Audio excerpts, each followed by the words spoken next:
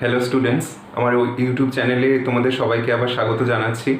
আশা করি তোমরা সবাই খুব ভালো আছো। আজকের আমাদের আলোচনার বিষয় হচ্ছে গ্রুপ 1 অ্যালকালি মেটালের রাসায়নিক চরিত্র বা কেমিক্যাল প্রপার্টিজ। তো রাসায়নিক চরিত্র শুরু করার আগে কয়েকটা বিষয় আমি তোমাদেরকে একটু বলে রাখি। দেখো, আমরা এর আগে আলোচনা করেছিলাম যে অ্যালকালি মেটালস যারা, তারা তাদের আউটারমোস্ট ইলেকট্রন খুব সহজে রিলিজ করে দিতে পারে। কেন? কারণ তাদের ওই আউটারমোস্ট ইলেকট্রনটার ওপরে nuclear charge, effective nuclear charge কম পরিমাণে কাজ করছে। সেই কারণে খুব সহজে আমরা সেই ইলেকট্রনগুলোকে এলিমিনেট করতে পারি বা অপসারিত করে দিতে পারি।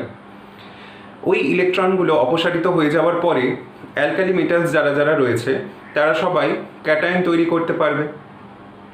অর্থাৎ গ্রুপ 1 অ্যালকালি মেটালসরা ইলেকট্রোপজিটিভ এলিমেন্ট, সেটাও আমরা আগের আলোচনায় বলেছিলাম। কেন ইলেকট্রোপজিটিভ? যেহেতু তারা সহজে তাদের আউটারমোস্ট ইলেকট্রনটাকে রিলিজ করে দিতে পারছে। তাহলে এই সমস্ত এলিমেন্টগুলো কোন ধরনের অন্যান্য এলিমেন্টের সঙ্গে রিয়াকশন করতে পারবে?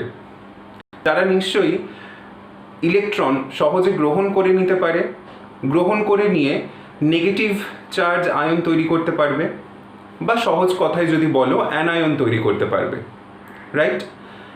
সো এই অ্যালকালি মেটালস সেই সমস্ত এলিমেন্টের সঙ্গেই রিঅ্যাক্টিভিটি শো করবে বা কেমিক্যাল প্রপার্টি শো করবে যারা কিনা খুব সহজে অ্যানায়ন তৈরি করে নিতে পারে। সেই রকম কারা আছে?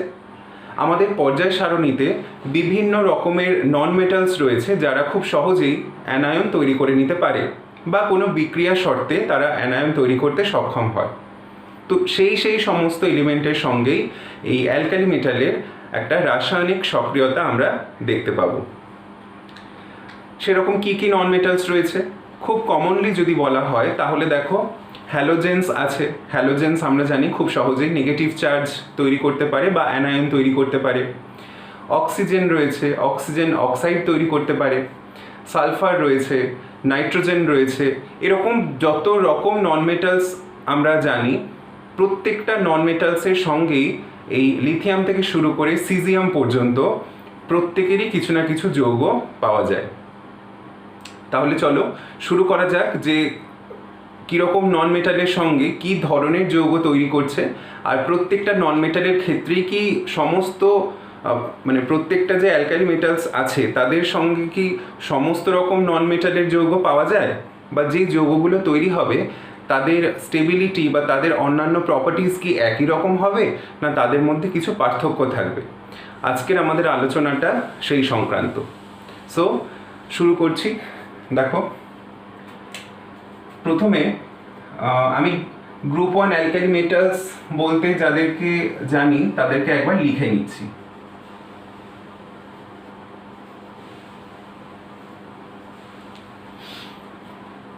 এখন এই অ্যালকালি মেটালসগুলো কোন কোন নন মেটালের সঙ্গে রিয়াকশান করতে পারবে?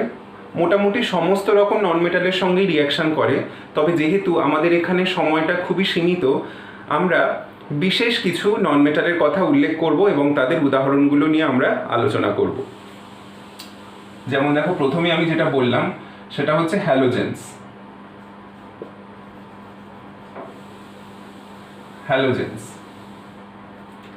হ্যালোজেন্সের মধ্যে কি কি হতে পারে? ফ্লোরিন হতে পারে, ক্লোরিন হতে পারে, ব্রোমিন হতে পারে, আয়োডিনও হতে পারে। অক্সিজেন,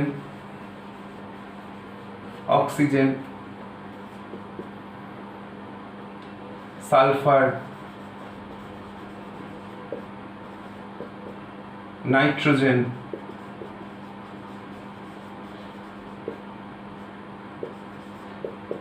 তো এরকম অনেক ধরনের নন মেটালস রয়েছে। ইনফ্যাক্ট হাইড্রোজেনের সঙ্গেও কিন্তু রিয়াকশন করতে দেখা গেছে। তোমরা বলতে পারো হাইড্রোজেন তো গ্রুপ 1-এ থাকে, তাহলে হাইড্রোজেনের সঙ্গে কি করে হচ্ছে? ডেফিনেটলি হচ্ছে এর জন্য কিছু উপযুক্ত বিক্রিয়া শর্ত প্রয়োগ করা হয়, যার জন্য হাইড্রোজেনের সঙ্গেও কিছু যৌগ তৈরি হতে দেখা গেছে।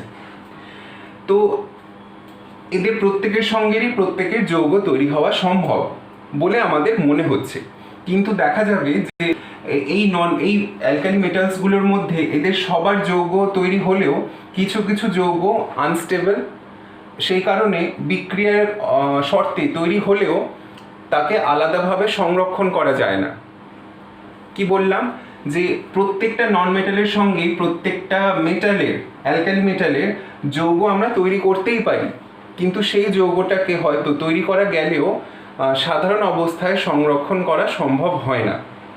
সেগুলো কিছু বিশেষ বিশেষ ক্ষেত্র আছে, আমরা পরবর্তী পর্যায়ে আলোচনায় বলবো সেগুলো। তো এখন প্রথম যেই কথাটা আমি বলতে চাইছি যে যৌগ তৈরি হচ্ছে ধরে নেওয়া যাক, তো প্রত্যেকের সঙ্গে প্রত্যেকের যে যৌগগুলো তৈরি হবে তাদের চরিত্র কীরকম হবে? চরিত্র, এদের চরিত্র হবে বা ক্যারেক্টারিস্টিক্স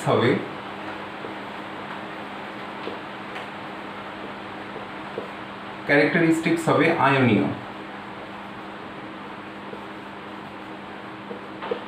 আয়নীয় চরিত্র বিশিষ্ট। আয়নীয় চরিত্র বিশিষ্ট, ঠিক আছে। Number A. নাম্বার বি, আয়নীয় ও সমযোজী চরিত্র বিশিষ্ট। আয়নীয় ও সমযোজী চরিত্র বিশিষ্ট অর্থাৎ কিছু কিছু যৌগ হবে সম্পূর্ণ আয়নীয় চরিত্র বিশিষ্ট, আবার কিছু কিছু যৌগ হবে আয়নীয় এবং সমযোজী চরিত্র, এই দুই ধরনের আচরণ দেখা যাবে। কখন কি চরিত্র দেখা যাবে সেইটা আমরা উদাহরণ হিসাবে বলবো। আগে তোমরা এই পয়েন্টসগুলো নোট ডাউন করতে থাকো, কারণ এই বিষয়গুলো আগে থেকে নোট ডাউন করা থাকলে তোমাদের মাথায় একটা জিনিস কাজ করবে যে হ্যাঁ, এই পয়েন্টসগুলো আমরা জানি, এই কারণেই এই বিষয়টা ঘটছে, ঠিক আছে। আয়নীয় চরিত্র কিছু মানে কোনো কোনো যৌগ দেখা যাবে কমপ্লিট আয়নীয় চরিত্র দেখাচ্ছে, একদম কমপ্লিটলি আয়নিক, আবার কিছু কিছু যৌগ দেখা যাবে আয়নীয় চরিত্রের সাথে সাথে তাদের মধ্যে সমযোজী চরিত্রটাও কিছুটা ডেভেলপ করছে। আচ্ছা, আয়নীয় চরিত্রটাই হওয়া উচিত, আয়নীয় চরিত্রটাই মেনলি হওয়া উচিত। কেন? কারণ আমি প্রথমে কি বললাম যে এরা সবাই ক্যাটায়ন তৈরি করতে পারে, আর এইখানে যারা রয়েছে এরা সবাই অ্যানায়ন তৈরি করতে পারে। তাহলে ক্যাটায়ন আর অ্যানায়ন যখন কম্বাইন করবে তখন কি ধরনের যৌগ তৈরি হওয়ার কথা? আয়নীয় যৌগ তৈরি হওয়ার কথা।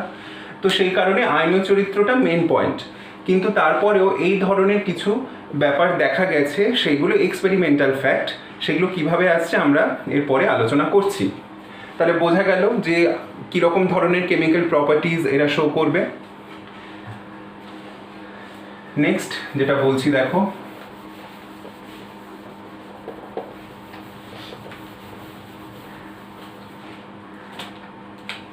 ধরো আমরা এখানে হ্যালোজেনের কথা বললাম, অক্সিজেনের কথা বললাম, বা যাদের আমরা কথা বলছি, এখানে কিন্তু এই হ্যালোজেন বা অক্সিজেন এরা অ্যানায়ন তৈরি করলেও এদের অ্যানায়নগুলোরও আবার বিভিন্ন ধরনের সংকেত আছে।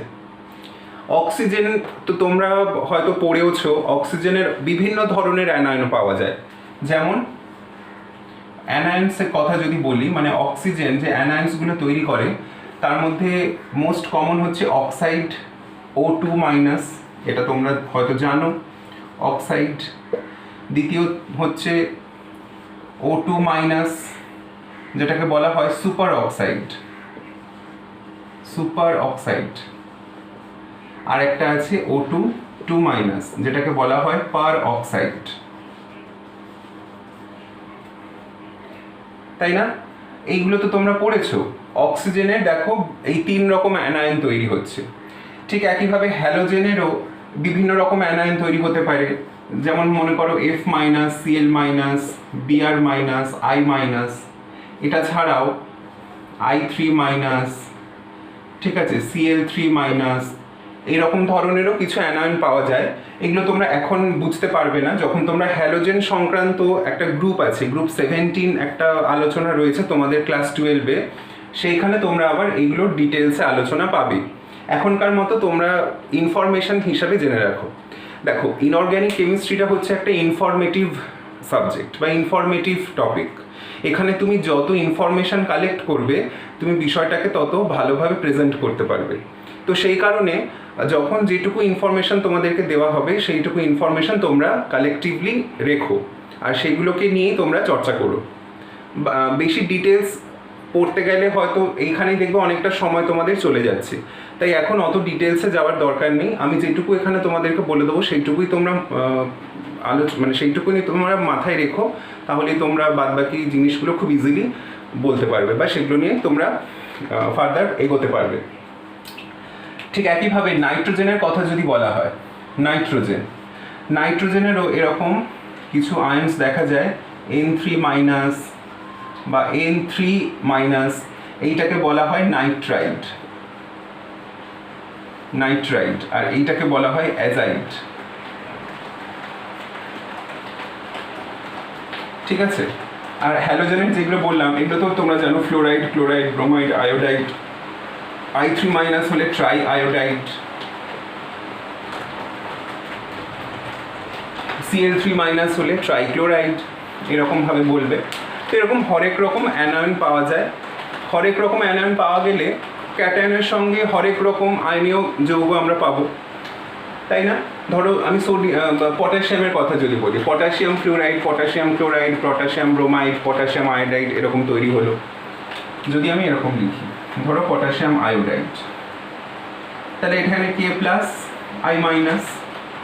যদি আমি এটা লিখি Ki3, তাহলে K+I3-, এটা একটা যৌগ।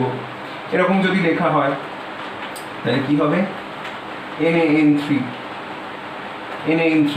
এই যে এরকম যৌগটা যদি লিখি, সোডিয়াম অ্যাজাইড।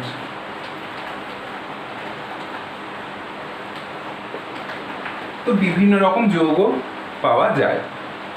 তো এবারে আমরা প্রত্যেকটা যে নন মেটালস রয়েছে তাদের সঙ্গে অ্যালকালি মেটালসগুলোকে কম্বাইন করে দেখব কি কি যৌগ হয় এবং তাদের কি কি চরিত্রের পরিবর্তন ঘটে। ওকে, আমি এখানে তোমাদের অ্যানায়নের কত ফরমেশন হয় সেগুলো দেখালাম, একটা ছোট্ট উদাহরণ এখানে দেখালাম।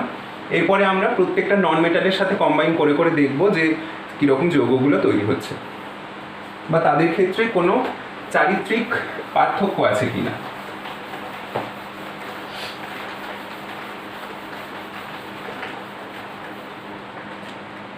তো প্রথম যে নন মেটাল আমি কথাটা বলবো সেইটা হচ্ছে হাইড্রোজেনের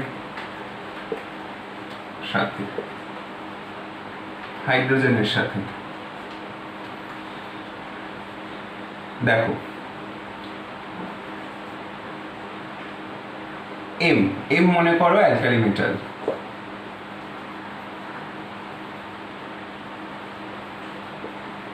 অ্যালকালি মেটাল, যেটা কিনা হচ্ছে lithium, sodium, potassium, rubidium, caesium. ঠিক আছে, তাহলে এম এর সঙ্গে যদি আমরা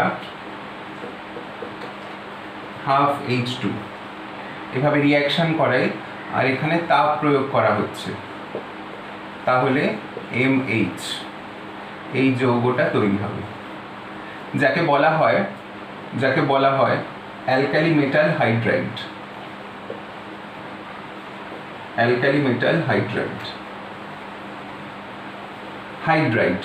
কারণ H- আয়নকে হাইড্রাইড আয়ন বলে,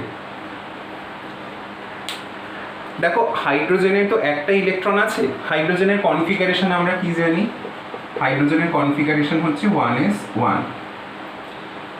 আর যেগুলো অ্যালকালি মেটাল, ধরো লিথিয়ামের কনফিগারেশন হচ্ছে 1s2 2s1। এবারে আমরা কি জানি যে প্রত্যেকটা মৌলই তার নিকটবর্তী নিষ্ক্রিয় গ্যাসের ইলেকট্রন বিন্যাস লাভ করতে চায়, এইটা আমরা জানি।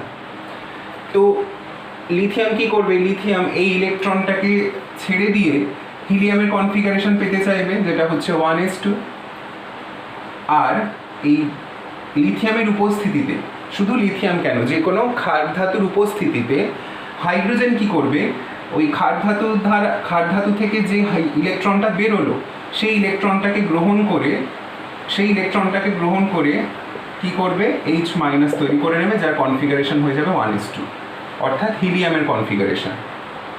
এবারে তোমরা বলতে পারো কিন্তু আমরা হাইড্রোজেনের যে যৌগগুলো পড়েছি সেখানে তো হাইড্রোজেন সবসময় আমরা দেখে এসেছি এইচ প্লাস থাকে, মানে ইলেকট্রনটা ছেড়ে দিচ্ছে, তাহলে এখানে এইচ মাইনাস কেন হলো? খেয়াল করে দেখো, তোমরা হাইড্রোজেনের অন্যান্য যে সমস্ত যৌগ পড়েছো সেখানে হাইড্রোজেনের সাথে যে মৌলটা যুক্ত ছিল, ধরো অক্সিজেন হোক বা কোনো হ্যালোজেন হোক বা নাইট্রোজেন হোক, যেই যুক্ত থাকুক না কেন, তারা তো সবাই নন মেটাল, আর হাইড্রোজেন ইটসেলফ একটা নন মেটাল। তো এই নন মেটাল যখন বন্ধন করবে তখন আবার দেখতে হবে যে কোন মৌলটার তড়িৎ ঋণাত্মকতা বেশি আছে। তো যার তড়িৎ ঋণাত্মকতা বেশি সেই এবার ইলেকট্রন গ্রহণ করবে। তো হাইড্রোজেনের সাথে যদি অক্সিজেন যুক্ত থাকে, দুটোই তো অধাতু, অক্সিজেনের তড়িৎ ঋণাত্মকতা আমরা জানি হাইড্রোজেন অপেক্ষা বেশি, তাই ইলেকট্রনটা আমরা হাইড্রোজেনের থেকে অক্সিজেনের দিকে শিফটিং করে দিই। কিন্তু যদি তোমরা এখানে দেখো, এখানে তো এরা হচ্ছে alkali metal, lithium, sodium, potassium, এরা তো সবাই অ্যালকালি মেটাল। এদের প্রবণতা কীরকম? ইলেকট্রন ছেড়ে দেওয়া। আর অধাতুর প্রবণতা কীরকম? ইলেকট্রন গ্রহণ করা। তাই ধাতুর সঙ্গে যখন আমি অধাতুকে কম্বাইন করছি তখন আমাকে সেই ধারণাটাই প্রয়োগ করতে হবে যে এই ইলেকট্রন ছাড়ছে আর হাইড্রোজেন অধাতু হিসাবে ইলেকট্রন গ্রহণ করছে। তাই ধাতুর উপস্থিতিতে যখন আমরা হাইড্রোজেনকে বিক্রিয়া করাবো তখন সবসময় হাইড্রাইড যৌগই উৎপন্ন হবে। সেটা তোমরা যে কোনো ধাতুর ক্ষেত্রেই বলতে পারো, সেটা অ্যালকালি মেটাল হোক বা অ্যালকালাইন আর্থ মেটাল হোক, ট্রানজিশন মেটাল হোক, যাদের ক্ষেত্রেই হোক এরকম হাইড্রাইড যৌগ উৎপন্ন হবে। সো হাইড্রাইড, এটা হচ্ছে এইচ মাইনাসকে আমরা হাইড্রাইড আয়ন বলছি। ওকে, তো এই হাইড্রাইড লিথিয়াম থেকে শুরু করে সিজিয়াম সবার ক্ষেত্রেই পাওয়া যায়। এটা মুছে দিচ্ছি। হাইড্রাইডের ফর্মুলাগুলো আমি লিখি, তারপর একটা বিশেষ চরিত্রের কথা আমি উল্লেখ করব। Lithium hydride, sodium hydride, potassium hydride, rubidium hydride এবং সিজিয়াম হাইড্রাইড। এই সমস্ত হাইড্রাইডকে যদি জলের সঙ্গে বিক্রিয়া করানো হয় পৃথকভাবে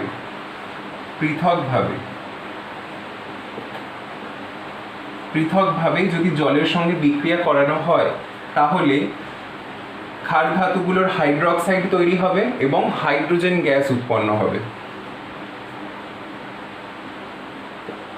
LiOH, NaOH, KOH, RbOH, CSOH এবং এদের সাথে H2 গ্যাস উৎপন্ন হবে। তোমরা বোর্ডের এই নিচের দিকে লেখাটা দেখতে পাচ্ছ কিনা জানি না। কি বললাম, এই প্রত্যেকটা যে ধাতব হাইড্রাইড আছে তাদের প্রত্যেককে পৃথকভাবে জলের সঙ্গে যদি বিক্রিয়া করাও তাহলে ক্ষার ধাতুর হাইড্রোক্সাইড উৎপন্ন হবে এবং হাইড্রোক্সাইডের সাথে সাথে হাইড্রোজেন গ্যাসও উৎপন্ন হবে। ঠিক আছে, আমি জেনারেল বিক্রিয়াটা লিখে দিচ্ছি। জেনারেল যেরকম বিক্রিয়া হয়, আমরা তো ক্ষার ধাতুকে এম এই সিম্বল দিয়ে প্রকাশ করছিলাম, তো সেইভাবেই আমি বিক্রিয়াটা লিখে দিচ্ছি যাতে তোমরা বুঝতে পারো। MH প্লাস H2O থেকে MOH প্লাস H2 হলো, এইটা হচ্ছে বিক্রিয়া জলের সাথে ওই হাইড্রাইডগুলোর বিক্রিয়া হচ্ছে। এইটা একটা পয়েন্ট। সেকেন্ড পয়েন্ট যদি বলা হয়, লিথিয়াম হাইড্রাইড থেকে শুরু করে সিজিয়াম হাইড্রাইড পর্যন্ত এদের সবার স্থায়িত্ব কি একই রকম? স্থায়িত্ব বলতে এখানে কি? স্থায়িত্ব বলতে গেলে আমরা বলবো তাপীয় স্থায়িত্ব। ধরো আমি বলছি তোমাদের, এখন আমাদের অ্যাটমসফেরিক টেম্পারেচার কত হবে? ম্যাক্সিমাম 35 ডিগ্রি মনে করো। তো এই 35 ডিগ্রিতে এরা প্রত্যেকে আছে, লিথিয়াম হাইড্রাইড থেকে শুরু করে সিজিয়াম হাইড্রাইড পর্যন্ত এরা সবাই আছে। ঘটনাটা বোঝার চেষ্টা করো। 35 ডিগ্রি সেন্টিগ্রেড মানে যেটা সাধারণ অবস্থা, সেখানে এই প্রত্যেকটা হাইড্রাইড যৌগের অস্তিত্ব রয়েছে। তো সবাই আছে, আমি তোর কোনো পার্থক্য তো বুঝতে পারছি না, তাহলে কি করব? 35°C থেকে টেম্পারেচারটা বৃদ্ধি করব। এইটা দেখার জন্য যে টেম্পারেচার বাড়াতে বাড়াতে এদের মধ্যে কারোর কোনো পরিবর্তন ঘটে কিনা সেইটা আমরা দেখব। তো টেম্পারেচার বাড়ানো হচ্ছে বাড়াতে বাড়াতে দেখা যাচ্ছে সিজিয়াম হাইড্রাইডটা বিয়োজিত হয়ে গেল।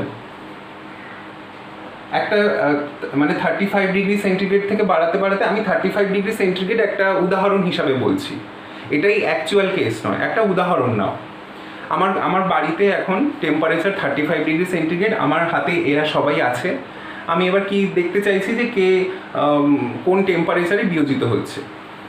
টেম্পারেচার আমি 35° থেকে বাড়াতে বাড়াতে একটা টেম্পারেচার এমন এলো যেখানে এই বাকিরা যেরকম ছিল সেরকমই আছে, সিজিয়াম হাইড্রাইডটা বিয়োজিত হয়ে গেল কি করে বুঝছি?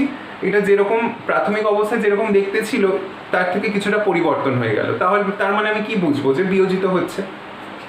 আচ্ছা, হয়ে গেল। তার মানে এটা তাপীয় স্থায়িত্ব বাকিগুলোর তুলনায় কম। তাপীয় স্থায়িত্ব মানে টেম্পারেচার বৃদ্ধি করার সাথে সাথে কে তার নিজের অস্তিত্বটা বজায় রাখতে পারছে, ওই টেম্পারেচারেও বজায় রাখতে পারছে, তবে কিনা আমরা বলবো সে থার্মালি স্টেবল, বা তাপের প্রভাবেও সে স্থায়িত্ব দেখাচ্ছে। তাহলে সিজিয়াম হাইড্রাইড এদের অপেক্ষা কি হলো? কম স্থায়ী হলো। আচ্ছা, এটা বাদ হয়ে গেল, আগেই বাদ চলে গেল, কম স্থায়ী। এখন এই চারজন রয়েছে যারা ওই বলে না যে রেস হচ্ছে এদের মধ্যে, তো এই রেসের বাইরে চলে গেল। এখন এই চারজনের মধ্যে রেস হচ্ছে, স্পোর্টস হচ্ছে আর কি। তো আবার টেম্পারেচার বাড়াচ্ছি, তখন দেখা গেল টেম্পারেচার বাড়াতে বাড়াতে এই রুবিডিয়াম হাইড্রাইড যেটা, সে আবার বিয়োজিত হয়ে গেল। তাহলে এই চারজনের মধ্যে এর তাপীয় স্থায়িত্বটা কম, আবার এ বাদ হয়ে গেল, বাকি তিনজন আছে। এইভাবে টেম্পারেচার বাড়াতে বাড়াতে দেখা যাচ্ছে এক এক করে এরা বিয়োজিত হচ্ছে, এবং আলটিমেটলি এইটাই কি হলো, শেষ পর্যন্ত এইটাই উচ্চ তাপমাত্রাতেও ঠিক তার অবস্থাটা বজায় রাখতে পারলো। তারপরে যদি আরও টেম্পারেচার বাড়ানো হয়